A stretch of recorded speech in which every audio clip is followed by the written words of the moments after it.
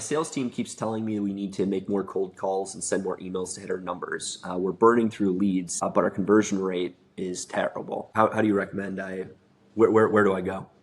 Well, the first thing is quit buying leads. This is so contradictory to the way we've always done things. They're buying leads to go to the end user. So I mean, yeah, that's one of those deals. I mean, I think in our last segment we talked about buying a private jet because now they're getting referrals from a company, so it's a huge game changer. If you're buying leads and burn them through, and again, it's tough out of context here, but I think in any scenario, you have to build a referral network. There's no depth to that deal at all. It's just buying names and pounding and grinding. That doesn't get you there because number one, the minute you stop, what happens? There is no conversion rate anymore because there's nothing. You can't. You've got nothing. So that's really not building anything. It's not building a referral network to give you a constant stream of referrals, and your close percentages is way higher when someone's referred in than cold calling. I mean, this question is exactly what we've been talking about, what not to do. Because it doesn't work. This is so no, but so many places do it, and like we'll have people that come to us and go, well, do you supply us with leads? Because the competition does. Yeah, okay. Mm-hmm. So this is one of the reasons that we talk a lot about why we make this sort of stuff available prior to anybody ever coming to see us. Because if you're asking, so if you get to the point where we're talking about coming to work with us, and you go, do you supply leads? Because we're comparing you to some other company that looks like they do what you do, and they supply us leads. Well, okay. If you've ever had leads supplied to you, they usually aren't that great quality. Well, back to what this concern is, right? Our close ratio is really low, and well, yeah, because when you buy leads, they're not leads that have been referred to you specifically. It's not somebody who trusts you, who recommended you, which when they call you, that's we consider that a real lead. I have no interest in buying leads that somebody else, who knows what they said to get you there, right? And then you give them a call, and they don't know you from Adam. They don't trust you. They a lot of times they go, what? How do you what? I don't understand. How you get my name? They don't know what you're even talking about. And what if and sometimes the leads are good, sometimes they're bad. Usually they're bad, and then you blame the lead generation people, and the lead generation people blame you for not closing because they think you aren't good at sales. Right. It's the same old vicious thing. cycle. So yeah, it is, and it goes nowhere except frustration. And what happens if they stop providing leads? Even now, you have no even crappy leads to deal with. Or let's say somebody else is willing to pay them more for those leads, and you're going, no, it's just not worth it. So you don't buy them, or you're forced into paying more, and you're losing money in every deal, but you're trying to make it up on volume. So that's horrible. Yeah, right. So what we want is we go, all right, how would we do this in a way where the leads that come to us, because it's setting this up differently. It's not just grasping at a straw and going, oh, let's do this real quick. It's just stop for a second. You can always go back to the crappy way of doing it. But if we go, all right, how is it that we want to experience our life and work? I think it's experience, right? If you hate your work, which this person probably does, because they're under a lot of pressure to sell. They're not selling. It's because the leads are not very good, or they're not very good at selling them. And so which is very common. It's so everybody who buys leads experiences the same thing. So we don't have any interest in doing that. Never have. And we never did. I'm trying to think if this is true. I don't think we ever bought leads. We'd buy lists of different things that we would then call, but we never bought leads. We have had people generate leads for us, like we'd pay them to do that. It never worked out. Even when they're on our team, it never worked out. But what does work out is you go, okay, what do I need to build? It's almost like a machine on the side. So it's a lead generation machine where people call me. And so when they call me and they're recommended by somebody that they trust, I'm going to close almost all of those. I'm going to close at least half with easily, hands down, and we've done this for decades, where you're going to close at least half of those. Yep. You're going to add half to the books. That's 50%. That's a 50% close ratio. Nobody does that. Nobody gets 50% because they're not doing it this way. They're doing it this old, hard, grindy way of buying leads. And so if we go, all right, let's build this system that sends me fat pitches.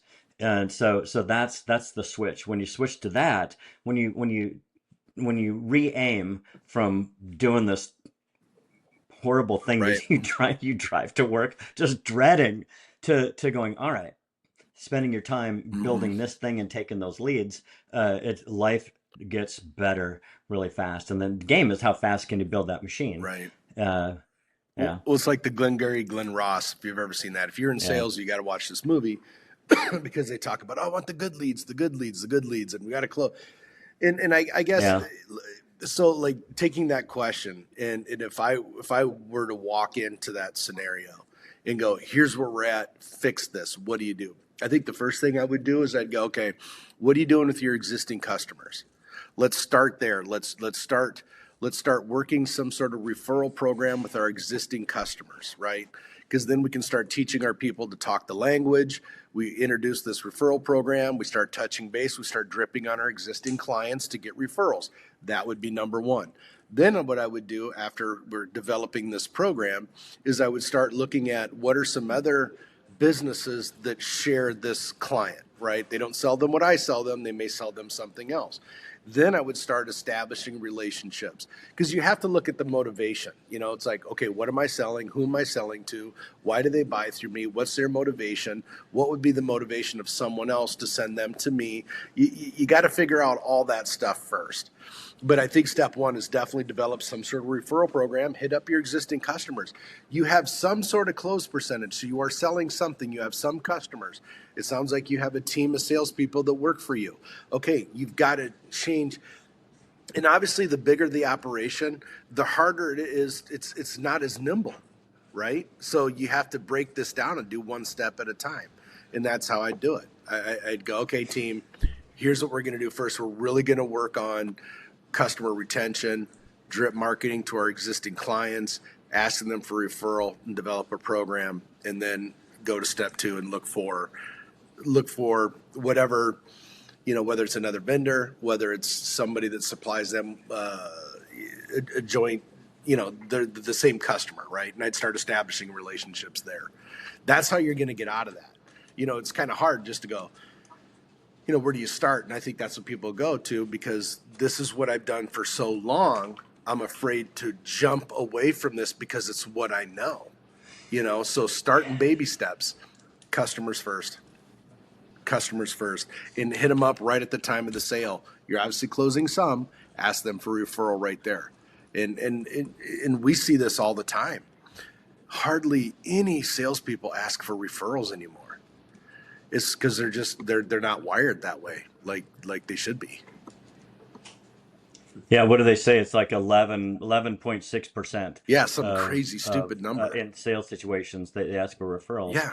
And if you put it in your process, and you go, it's just whether they say yes or whether they say no, you ask for a referral.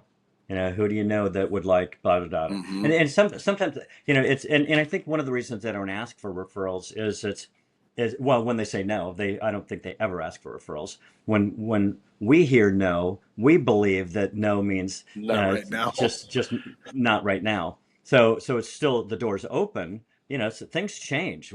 How many times have you heard absolutely not, and then then your phone rings. It's like, hey, I know I said no, but I've got this thing that came up. People's lives change. So not right now is how we interpret it. But I understand timing's not right. And these are the words we use, right? Almost all the time. I understand timing's not right. And we try to get the sale, do our best we can to negotiate around and try to get it.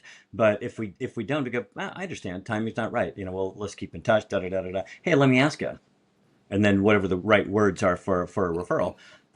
It's not necessarily who do you know that could use better credit card processing, because how the heck would I know? Right, I don't have any idea. But you ask me a little different question. That's where Chuck was talking about you bringing a program, like we've got the Give Back program, where all of our clients can choose a nonprofit of their choice, and part of the fee that they pay for credit card processing can go to the nonprofit. So if they say yes or no, we go and then we introduce the give back. So we tag, we go, hey, we've got this give back program. Part of the fee that you already pay goes to the organization that you care about. Who would you choose? And then we don't make it about the product. We make it about the different psychology. Mm-hmm. Hey, who do you know that would also like to see Rotary benefit like you did today? And they go, oh man, everybody in my Rotary Club. Oh, how many are those? Right. 43. Oh, you mind if I get a hold of them? Oh, not at all. Here's a list of all of them. I just got it. It's like, holy cow. Now you've got 43 people to call and go, hey, you know what? Doug, suggested to give you a call, raising money for Rotary. Now it's Right. a totally, do you take it out of selling copiers or credit card processing or real estate or whatever? Again, it doesn't matter, whatever it is you're selling. And it's a different motivation. But Chuck said it's what we know. So it's really hard to break out of what I know and continue to polish that. Oh, I'm just going to do cold calls better. I'm going to do telemarketing better. I'm going to whatever better. And and I remember when we were doing that, we've we've cold called, we've sent mailers, we've done all these different things, and we were getting about like 10% of all our business was referrals. And we thought, what, referrals are nice. They're easy. Back to that 50% close, you close about half of them. And we go, all right, life would be a lot better if we could have all of our business that way. But you look around, people go, well, you can never do that, because the standard typical old fashioned way that they do it, they only ask 11% of everybody for Mm-hmm. referrals. And half those are going to say, give them nothing. So I think people think it's not even worth asking. But when they do get a referral and it's easy to close, it's like, oh God, that was easy. I'd love to have more of those. But you don't imagine how, instead of imagining how could I get more, you just appreciate that you had a referral and you move on. You go, wait a second, how would we build it so we get, that's all we have? And and we thought, okay, well, we're just dumb enough to Mm-hmm. do, one of the things Chuck and I always say is we're just dumb enough to do the deal, Right. which means, kind of it's like we're just open enough to experiment.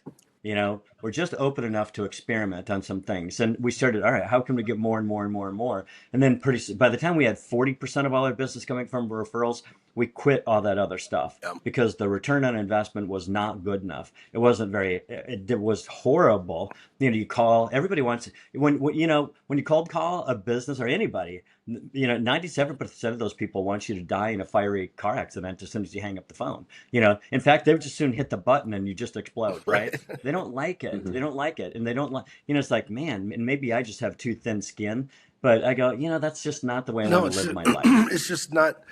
No one wants to live like that. I mean, No. people do it because it's what they know. But I think once they make this shift, they go, oh, life is the less bandwidth you have to just burn up on things that you shouldn't have to, the more productive you can be. And it's Yeah. easier. It becomes easier Yeah. because these Yeah. challenges, Life is better. yeah, life is just way different. So, I mean, that's Yeah. the first thing, develop your program, develop your referral program, start hitting up your customers, hear what they say, listen to them. What was their experience in doing business with you? So you can head off this stuff at the pass and stay in contact with them. I think most people, when they sell a client, unless they want that client to continue buying, like physically making that decision every week or every month to buy from you, subscriptions are different. You make the decision once and it kind of rolls on, right? But when most people just make the sale and then they just, when's the last time you talked to the guy who sold you your cell phone? Probably Yeah. the day you bought it, right? Imagine if that guy were following, hey man, how'd that new iPhone 785 work out for you? Whatever, blah, blah, blah. And the next thing you know, you're like, go talk to this guy down here, man. He knows cell phones. He can get you, you want an iPad, But they don't teach that anywhere. They don't. It's just this chaotic kind of, and that, I don't know. To me, that sucks. Well, you know what? We have a guy in our team who now makes a lot of money. But when he first started with us, he went to everybody he knew. He went to his warm market in Mhm. town, and it's not a big town. But he went and he landed like 60 accounts. And he's like, well, I don't know where else to Now go what? now. Yeah. I talked to everybody in town, and I go, well, have you asked? And we brought up the give back, like getting referrals, right?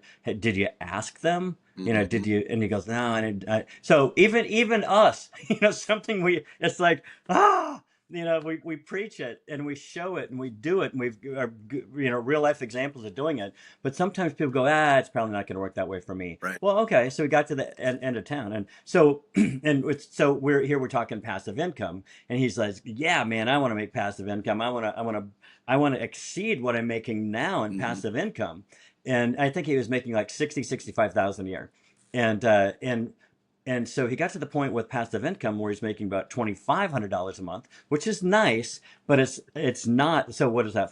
He needs to make about a little over 5,000 a month or a hair more. So Right. he's only making half of what he needs, and he got to the end of town and has no idea what to do next. Yep. And we go, all right, go back, like just like Chuck said, a real life example of what we have done more than once. And we go, all right, go back to every one of those and tell them, all right, we've got this referral program, and you can, who would you give to?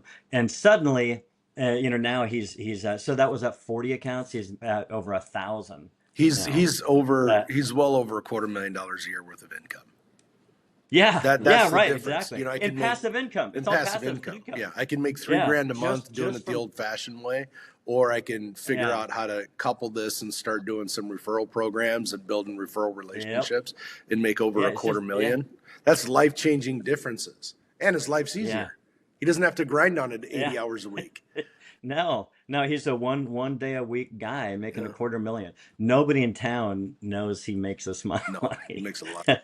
and nobody in town. I mean, I think that's all I'll say about Yeah. that. We'll let that one go for now, right? Yeah.